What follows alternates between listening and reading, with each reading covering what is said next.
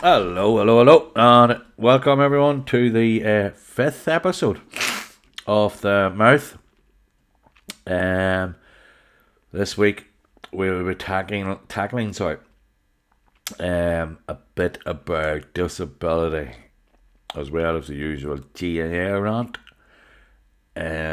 fantasy football, and a wee part of the show now. I'm going to like to call the United rant. So, whether and also, I'm your host, PJ Keenan, but I'm sure you all know that by now. So, we've got a packed show, whether you're tuning in from the pitch, your living room, or just on the go. We've got something for everyone, so sit back, relax. Let's get this show on the road. So, the GAA team All-Star team is finally picked. And what the fuck are they doing? What? Nan Morgan. Seriously. 16 goals apparently conceded.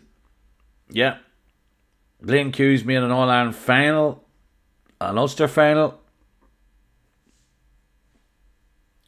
What? Won the fucking thing. Won the All-Ireland. You know what I mean? Then we'll find out. Did you watch that show? They're off the ball, the football pod. Watch it, folks. Tune into that. That's a great podcast. So it is, folks. Great one. And they had the two boys on there, for Turbo and Fogger, and they were saying that Blaine done on his leg, and you could see the wee bandage around his knee. Joe fell in on top of him or something. Joe McElroy, and banjoed his knee, but he sure he played on. What? Nan Morgan did nothing. And still got it. I am fucking annoyed at that, so I am, as you can tell. I am not against Nan Morgan personally. Don't know the guy. But even if Conor Gleeson had a got it, folks, come on. Conor Gleeson kicked the winning point in the Connacht final, made the All-Ireland final.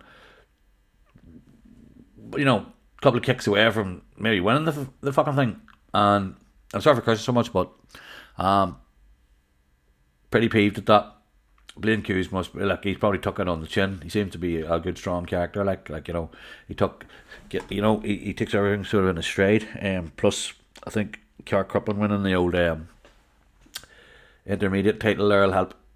So it will help smooth things over. But definitely. I don't know who picks them, but whoever they are, if you're listening to this, you haven't got a notion. Good to see Louth. Louth got their only ever second pick. That was good. Though we felt it was good. I think he scored something like 4 or 6 or something like that there. That's good scoring. So it is. You can't beat that. The rest sort of, the rest was all you could have easily picked them. I think most of them were in my team. I know Finity. I know Finity was Rian O'Neill, Turbo. I didn't put Creeley in. I had Niall Grimley in. And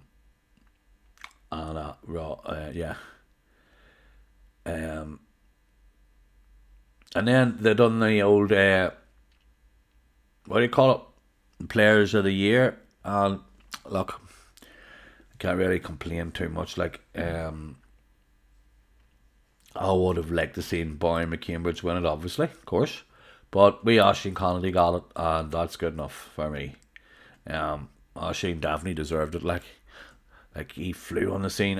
People were saying no one had heard of him, but we'd all heard of him up here in Armagh. We're not stupid. We know what's floating about, so we do. We keep our ear to the ground. That's what we do up here. We're good followers. Yeah, so the rest of the team more or less just picked itself, I personally think. Because there wasn't much out there. Let's be honest. Folks, let's get a bit more comfortable here for this wee round. There wasn't a lot, that you could have done. Pick-wise, Kerry and Dublin, they got no picks at all. But that was going to happen. They were shite. They were I didn't think Kerry and Dublin were that good at all this year, and I think that stands out there. They were crap. I'd say this now. Dublin walk out of the Leinster Championship every year, right? And I personally think that because they don't get challenged, they don't, by the time they've reached the quarterfinals, that's their first tough game. They haven't been through any battles. I think you have to go through a battle and come out the other side, and that makes you stronger. Like, they're just cruise to the Leinster title every year. You know what I mean? So I don't know what you do if you're a Dublin man or a Dublin player, or what the story is. No idea. So that would be that's the challenge for them. As for Kerry, Kerry are just cocky. You want my honest opinion? Listen to the fans, even when we were down there. Like, the fans think they just deserve to be there at every opportunity. And when they were walking out that day, they were fucking raging. Didn't let me in their ear, like, shouting at them, the kingdom's finished, the kingdom's finished. And David Clifford's overrated, shit like that. A few old men were ready for slapping the head of me. But your hair is all good, it's fucking good crack, like. Well, for me it was. Not for them, just in the wee shit head like me. But anyway, that's for a different day. And then Dublin, the Dubs, the Dodie Jackines. I don't know what you do if you're a Dublin man, like, if you're a Dublin fan. Dublin will always be there or thereabouts because the Leinster Championship is shite and it's crap, like, and they just walk out of it every year. Larry's put up a bit of a challenge, I think, this year to them, but not, you know what I mean? But Dublin ultimately will get to the quarterfinals basically every year without much challenge. Yeah, but anyway, it was good to see that there was none of them. I like that. You know what I mean? I'd have to say I like that. No Dublins, no Dubs, or no Kerry men. So maybe I was right that day when I was saying it. Maybe I was right. The kingdom's finished. Fuck the kingdom. Right, folks. That's the GAA bit done with now, right? Sorry for the language again. That's the GAA bit done. Folks, just before we go any further, I'd like to do a shout out to my sponsor, Max Espresso. Whether you need a morning pickup, a morning pick-me-up, or an afternoon boost, Max Espresso has you covered with all the finest blends. A big thanks to them for supporting my show and helping me keeping the conversation going. That'd be a good voiceover guy, wouldn't it? Right. Knock knock. That's us changing over now. We're gonna go on now, folks. Till a week something I've wanted to do for a while, right? I'll just push these glasses up with you. Fucking bastards still won't stay on my face. Hello. Right. So I wanted to do a wee bit now. I've always kind of wanted to, since I thought about doing a podcast. Obviously I've always wanted to do the GAA one, but I always wanted to do one because I am a mouth, and I'm not ashamed to admit that. But I wanted to try and use it put it to good use as bake of mine, and just do a wee chit chat. And look at, I know sometimes it's probably hard for people to listen and people to open up about their stories about disability and whatever without getting like emotional and stuff like that. I'll get emotional, don't worry about that. So you see a wee tear trickling down the face, that's just it. It is hard to talk about. It is. I find it hard to talk about. I find it hard to open up to like anybody, really, to be perfectly honest with you about it. But it is a wee topic that's close to my heart, and the reason I wanted to do the disability one is, look, if I can help anyone and I can spur someone on to just realise what their potential is or what their life could be, or something like that there, then I'm happy enough to help, and I would be glad that if I help one person, then I'm a happy man. So we're going to talk a wee bit, I'm going to talk a wee bit about just disability rights, accessibility over the years, and like a bit about technology. Like, I've got pretty some good shit. Like you can see that over in the left there, you can see the hoist and all I have in. I haven't used it yet. Still like to just do my own meat transfer, you know. Just throw myself out of the cart into bed and back on. That's me. But there are big things up there cost a fucking fortune too. And you know, just accessibility and over the years how the technology has changed. Like I've got few wee things into, like my few wee Alexa devices. There's other ones out on the market too, but I like Amazon's ones. If there are anyone listening from Amazon, I will do a wee review of your stuff someday if you just want. I got the light bulbs in. No, the lights. That's not the light bulb. That's the light. I've got it in, and I have got my doorbell, and I've got my wee screen over there. That then if I'm laying in bed and someone comes to the door, I can now answer the door. Either tell them, fuck off, you're not getting in, or come on in, something like that there. You know, but the amount of stuff there is, man. Like, I checked, like, there's curtain openers, there's fucking blind closers.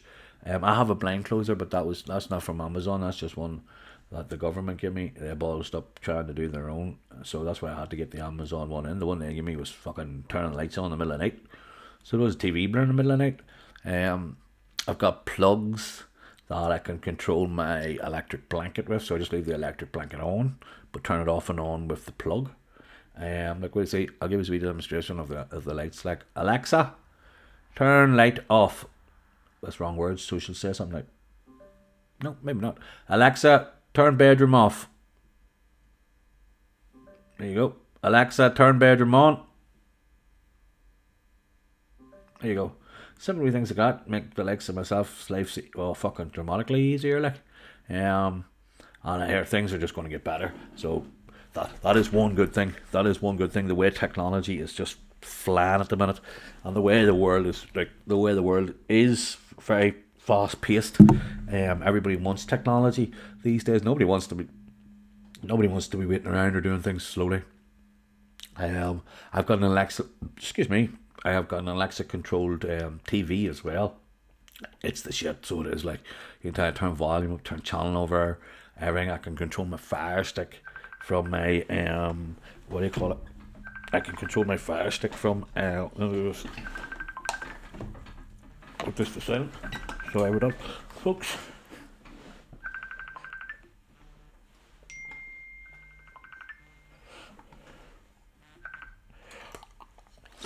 The joys of being famous, eh? Yeah, I can control my Fire Stick and everything from with my bake, you know. But folks, this has been a long process. All this coming out, you know, all this technology. I did have one when I was younger, a big fucking remote with a big button by, and you'd hit a button and it would go beep, beep, beep the whole way down by these lights by. It was like a skill game by. I remember that. But that was years ago, so that was good for then. This is good for now. But when it comes to like advanced mobility aids, we're definitely witnessing a bit of a revolution. I'll give them that. I'll hold my hands up and say, now, like, I have a wheelchair now, like, fuck me, it goes up and down and back and forth and just need to make bongs, but it doesn't. So, the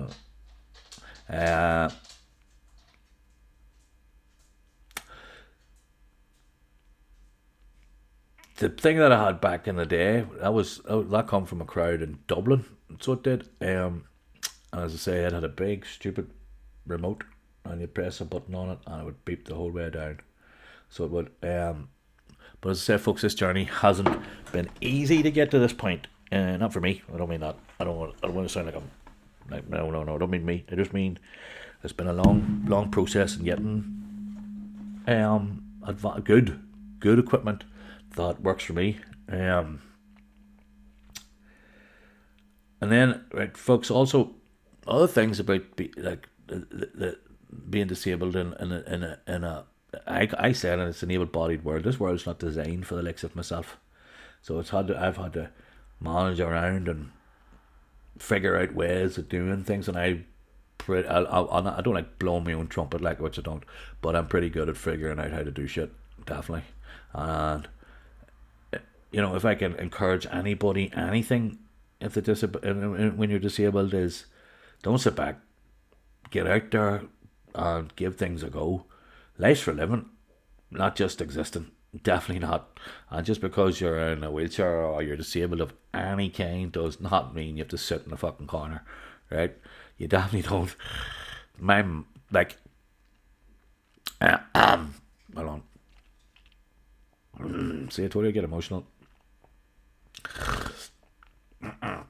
when, like, I was younger. Like, I wasn't the confident person you probably see from me, like, fuck no, definitely not. But just my friends and my family were the ones that would have helped me out over the years, and definitely, without a shadow of a doubt, I wouldn't be the person sitting here today if it wasn't for good family and good friends. To be brutally honest with you, but back in the day, I couldn't give a fuck if you accepted me or not. I was just it. I was what I was, and that was PJ Keenan, and that was it. But like when I was younger, like my mother didn't let me sit in the corner. She was like, no, my mother and father, I have to say, would definitely get out there and live your life, and you'll definitely not be under our feet for all our life. Which I didn't want to be either. So my mom took the attitude of, no, he's gonna live, like, and so then I had good friends growing up, and fucking brilliant friends growing up out the back of Barmark, like, dog eat dog world, by Jesus.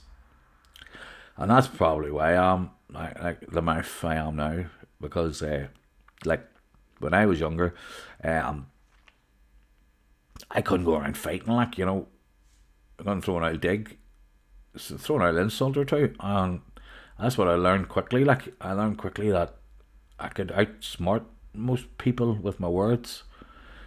At the back of Barmark was a dog eat dog world, but when it come to the slagging, like, I was good at it, like, and stood up for myself that way, mind the pun, metaphorically speaking, and I could handle my own shit that way, like, so I could, and I still can. I can handle my own shit that way. I'm good with my words, and I like to think I'm intellectually enough about me to be able to have a good argument with somebody without it having to, turn in nasty or violent or anything like that there. But as I say, that I wasn't the confident person I am now. That had to grow. That had to grow and grow and grow. And then I think also the thing that comes with age is you just don't give a shit anymore. I certainly don't. Couldn't give a fuck what you think of me. I really don't care. And that was just over time that hasn't come years and years ago. I was I know just the first class up again, Jesus Christ. Years ago I was very self conscious. I never really said this to anybody, so here you go, folks. I told you I was very self conscious about sort of how the world perceived me. But instead of growing out of that at the time, with the age, couldn't give a shit now. And I'll tell you a wee story about what helped as well. Just about about so how the world looked at me and how I thought when we were going on holidays one year. I don't know, I think it was about 14 or 15, and I remember for months before thinking, fucking, I have to wear shorts, and my legs wouldn't be the best, fucking twisted and lumps and bumps and shit like that, So I was a wee bit self-conscious. I'd never really got that before, but then you're reaching a certain age where girls and shit like that there, you're trying to impress, and you don't want to have my legs fucking on display. Like, well, I didn't, and I remember being very, very paranoid and worried about wearing shorts. Like, nearly got myself worked up about it, anxiety, flying, anxious, you name it. But I never really told anyone. And the only way you get like new clothes for going on holidays, well, I can remember my mom. I picked out a tracksuit, so I did, and obviously I looked well in it. Like I look well in everything, smart as fuck. And I can remember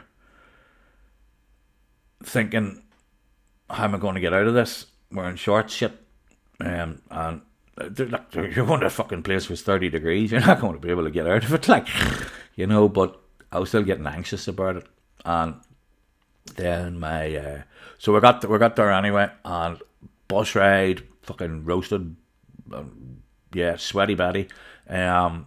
When we got there, and I remember my Papa Bear saying to me, "Right, morning you get you changed." I said, "Nah, I'm alright, I'm alright. And he's like, looked at me up and down. He's like, "What the fuck do you mean you're alright? You have to get changed." And I was like, "No, I'm good. And he's like, "Man," and then I think I said it to him, and he was like, "And do you think people are going to stir more or less if you're wearing a pair of tracksuit bottoms in 30 odd degrees?" And I'd never really thought of that, to be perfectly honest. I'd never really entered my mind, but and I remember just lying on the sofa going, "Jesus, that man's right." I'm not saying he wasn't right about anything before that, but I remember just thinking, "Jesus, that man's right." So I thought, right, he's right. Okay. So tracksuit bottoms whipped off. On go the old Bermudas. You remember them by the Bermudas with the wee net and all on the inside, holding everything in place? There was some job, boy. And slopped a bit of the old sun cream on, lathered herself up, and away I went. And you know what, folks? He was fucking right. He was right. And I never really looked back after that moment, and I remember thinking, I don't even think he knew. I don't even think now he knows how he changed everything. Yeah, I'm going to just push these glasses back up. So there you go. There's a wee story I've never really told anyone. So, listen, if there's anyone out there who wants a wee chat, wants a wee yarn, wants to tell their stories, funny stories. That was a wee bit deep there, that story. Sorry about that one. I've got plenty of funny ones. Getting chased home from the arena by a dog. That was one. My battery running out coming home one night and having to get pushed up to the house and the boys ringing the doorbell and legging it. Maybe my mom regretted throwing me out and let me be really independent, because I probably tortured them. But as I say, I'm going to say this now, right? Big thank you. No, she's big thank you to my ones too, though, for making me the man I am today. So, folks, as I said, if you have any stories you want to tell, PJ Keenan at pjspod.co.uk. Now, wow, we will move on to the fantasy football. Right. Now, for this wee bit, I'm going to have to get my phone out. So, give me a wee second there. Just to get the old fantasy football up on the phone. I've made my changes already for next week. I only got 41 bloody points this week, so I did. Which, to be brutally honest, wasn't really a lot. I haven't moved too many spaces in my league, so I haven't. But, let me see, right. Aye, okay. A couple of wee weird changes, but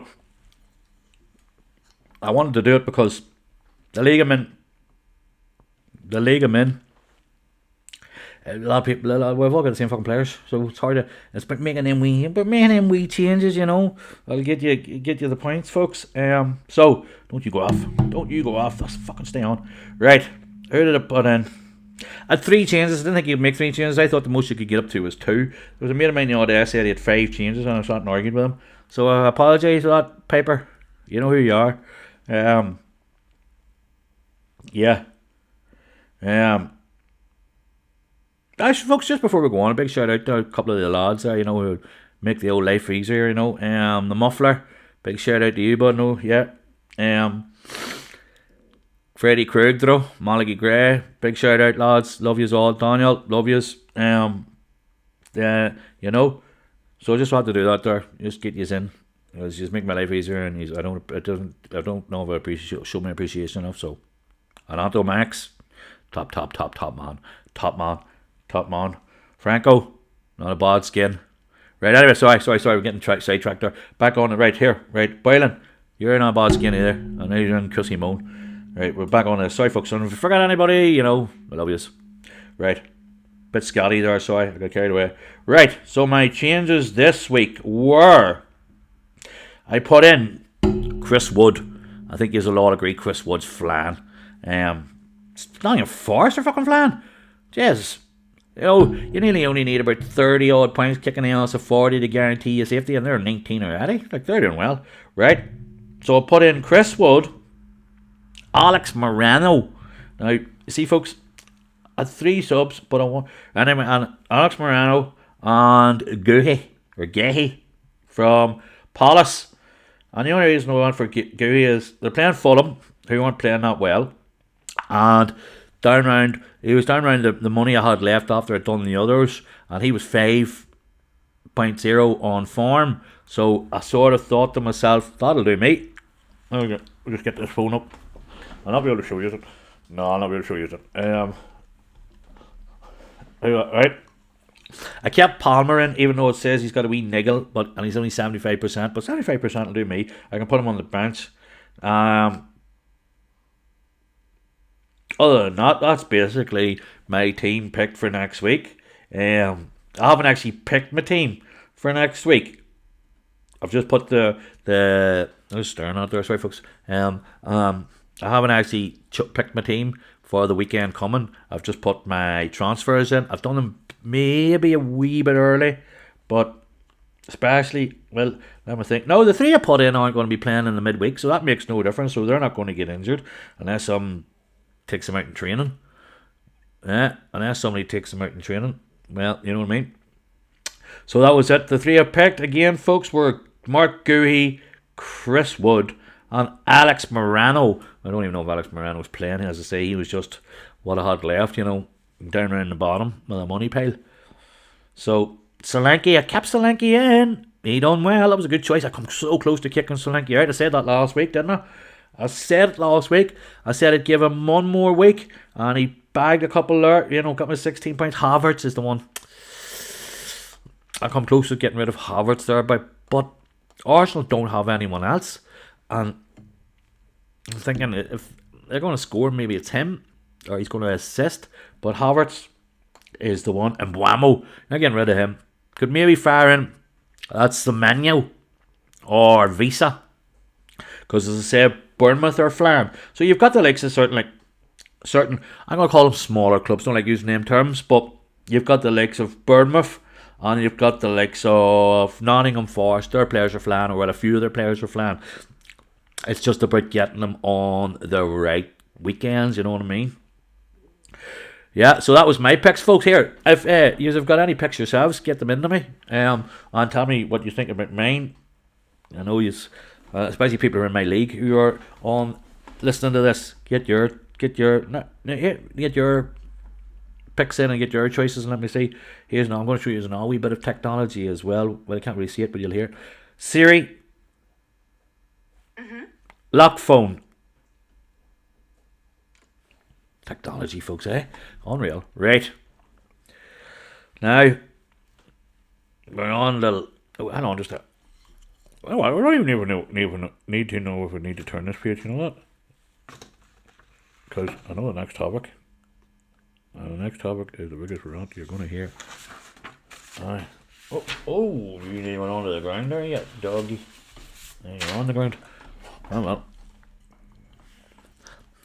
I'd never make a good baseball player, would I? Right. Now we're on to a bit of this is the longest one I've done yet, folks. That's a good wee rant there, So now we're going to call. Well, this is a bit of the show. What do you want to call that, right?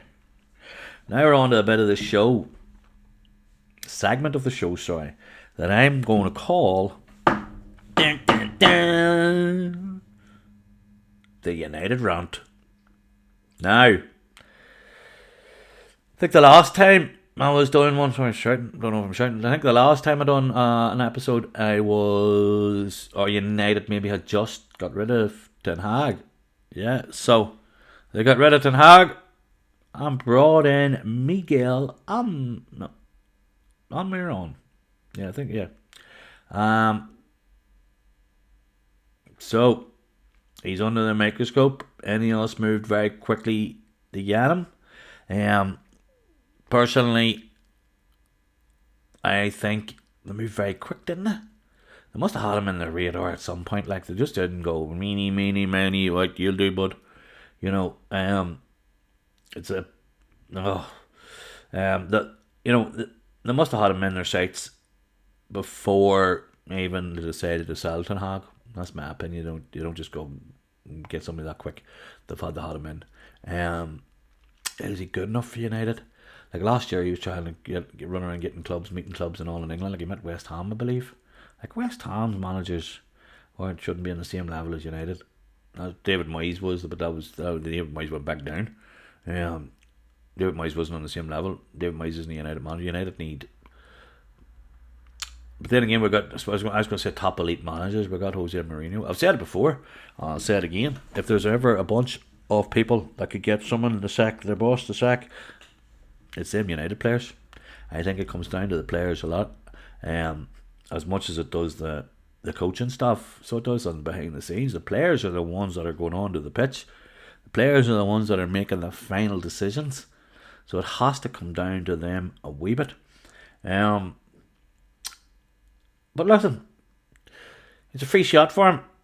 You can't do fucking any worse than the dickheads that have been in. The good thing, I suppose, about Ten Hag last year, we got the FA Cup final. I really didn't expect us to win that. We haven't won a game in Europe in over a bloody year. That's shambolic. So listen, we give him a go at it. I give him a go at it. I'm open to look at. You can't do any fucking worse, as I've said. But here, he's a challenge on his hands, by, because he needs to change the culture. That I'm not going to go as far as to say the club and then players need to kick up the hole, so that they're getting paid serious amount of money and they're walking around and they're snivelling and they're yapping and they're, and when things aren't going their way, they don't even look annoyed. Like, my God almighty, Roy Keane would have battered the head off some of them there and said, right, lads, just play for fucking Man United here. Yous are privileged to play for Man United. Take your heads out of your asses and start fucking playing. I don't know. As I say, I don't know. He's got a lot to do. It's not going to happen overnight. So, will he get time? No one gets time in football. It was funny enough that they actually appointed him. I think they appointed him on the exact same date that they appointed Ferguson. I don't think they meant to do that. I'm not really one for superstitious crap like that. So I don't know. But I just thought that was weird. It's one of them stupid fucking coincidences, probably. Ferguson got time. Ferguson didn't win a trophy to like 90 or something like that, or won like the FA Cup or something, didn't we? And then the rest is history, like there. But we're not getting any history now. All that history is just it's so far away. It's so long ago. Like we haven't had any real history since. A couple of wee cups, some couple of wee, league titles. That's what United are about. League titles. Nothing else. Maybe like the Champions League. Don't mind that. So back on to Almiron. He's not. I suppose he won the Portuguese. Right? Okay. Portuguese nowhere near the same as Premier League. Not even the same ballpark. Nowhere near it. So it's hard to know. But I'll give him time. 100% I'll give him time. Look, it was, we have to. We can't just keep going, right? You, out, you in, no. Right, no, you're not good enough. No, you out, no, you in. Can't keep doing that. No. You may as well just stick with one, get behind him, give him the money, and let him build a club. And I also see there this morning that there was a poll done, and the majority, I can't remember the actual percentage, but the majority said that they were open to leaving Old Trafford for a new stadium. I think we do need a new stadium. We're meant to be the richest club in the world, one of the richest clubs in the world. We should have a fucking belter of a stadium, not one where the rain pushes down on you in the corner. And as for the disability action, or the disability in Old Trafford, don't get me wrong, they do look after you and all that there, but they'll have you right in the corner, right? If you've ever watched, you'll see the disabled, and then right up behind you is the away fans. You know what I mean? So that was a bit. I'll tell you a wee story. Like, me and my wee mate Diffie went the Galatasaray game, and when United scored, United come over to celebrate in that corner, and they were fucking firing pounds down, and you could hear them pinging all the metal in front of you. So they were, and they were even urinating in glasses and firing them down. So they were a bit scumbaggy, like. Well, I just thought it was a stupid place to have the disabled or the wheelchair section right in the corner. But anyway, folks, back on the United. Let me hear your opinions. Oh, I'd love to hear your opinions. Let's get into a wee debate over United, because let's be honest about it. It's been a while since we've had any glory days. Can't even say the glory days are even fucking around the corner. The fucking glory days are miles around the corner. They're motorway away. So let's keep the debate going, folks. That's a wrap for today, so long as what I've done, 30 odd minutes. A big thank you to all our listeners. Your support means the world to me. If you enjoyed today's show, don't forget to like, share, review, and most importantly, fucking subscribe. Join us next time for more heart-pounding sports action, wee stories from PJ's catalogue of stories. Insightful discussions. Yeah, well, not any discussions. Come on, someone come back to me with an old discussion. And a wee bit of everything in between in life. Until then, keep cheering, keep dreaming, keep pushing for a better tomorrow. And remember, folks, we're all in this together. Slán go fóill.